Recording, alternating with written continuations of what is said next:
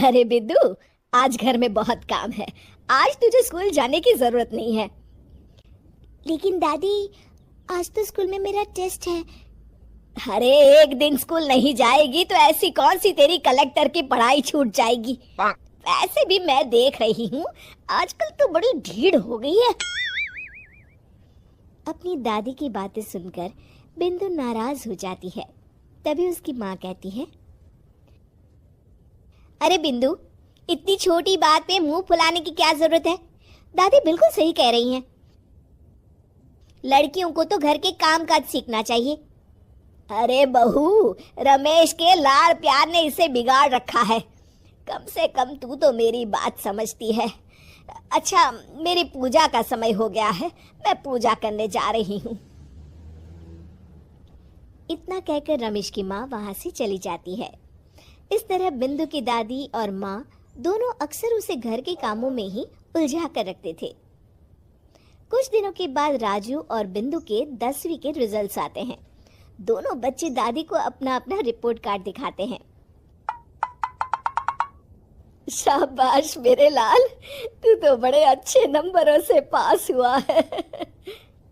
तभी बिंदु कहती है, दादी मैं भी अच्छे नंबरों से पास हुई हूँ। रमेश की माँ बिंदु को अनदेखा करते हुए कहती है, हाँ हाँ ठीक है, अभी यहाँ खड़ी क्या कर रही है, सुन लिया मैंने। जाकर मेरे लिए चाय बना कर लिया। बिंदु उदास होकर चाय बनाने किचन में चली जाती है। तभी राजू कहता है, दादी मैं क्रिकेट के कोचिंग सेंटर में एडमिशन लेना चाहता हूँ। अरे वाह राजू बेटा, ये तो तूने बड़ी अच्छी बात कही। तू कल ही अपना एडमिशन करा ले, जितनी भी फीस होगी मैं दे दूंगी। अरे एक दिन मेरा पोता विराट कोहली बनेगा। इस तरह अक्सर रमेश की माँ अपनी पोती बिंदु के साथ दुर्व्यवहार करती थी।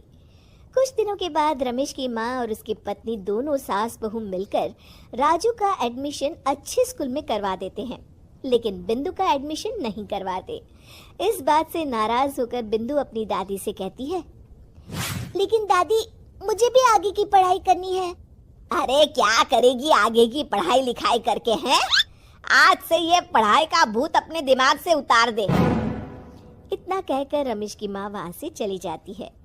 उस दिन के बाद से बिंदु की पढ़ाई हमेशा के लिए छूट जाती है और उसकी दादी उससे घर के सारे काम करवाना शुरू कर देती है। इस तरह उसका सारा दिन घर के कामों में ही बीत जाता था। कुछ दिन बीत जाते हैं और एक दिन रमेश छुट्टियों पर घर आता है। बिंदु को घर के काम करते हुए देख उससे कहता है, अरे बिंदु बेटा, तुम स्कूल नहीं गई? पिताजी, दादी ने मेरा एडमिशन कराने से मना कर दिया है। वे कहती है घर पे रहकर घर के काम करना सीख। अपनी माँ का ये बर्ताव देख रमेश को बहुत गुस्सा आता है और वो अपनी माँ से कहता है, माँ ये तुमने क्या किया? आगे की पढ़ाई के लिए स्कूल में बिंदु का एडमिशन क्यों नहीं करवाया? अरे बेटा, लड़की जात है, ज्यादा पढ़ लिख कर क्या करेगी? वैसे भी शादी के बाद तो इसे घर के ही काम करने हैं ना। तुम किस जमाने में जी रही हो माँ? अगर कल्पना चावला के घर वाले भी तुम्हारी सोच के होते तो क्या वो पूरी दुनिया में हिंदुस्तान का नाम रोशन कर पाती? इसका स्कूल छुड़वाकर तुम इसका भविष्य बर्बाद कर रही हो, लेकिन मेरे रहते ऐसा नहीं होगा। बिंदु बेटा, कल ही तुम्हारा एक अच्छे स्कूल में एडमिशन करा दूंगा। तुम जितना चाहे उतना पढ़ो। मेरे होते हुए तुम्हें किसी बात की चिंता करने की जरूरत नहीं है।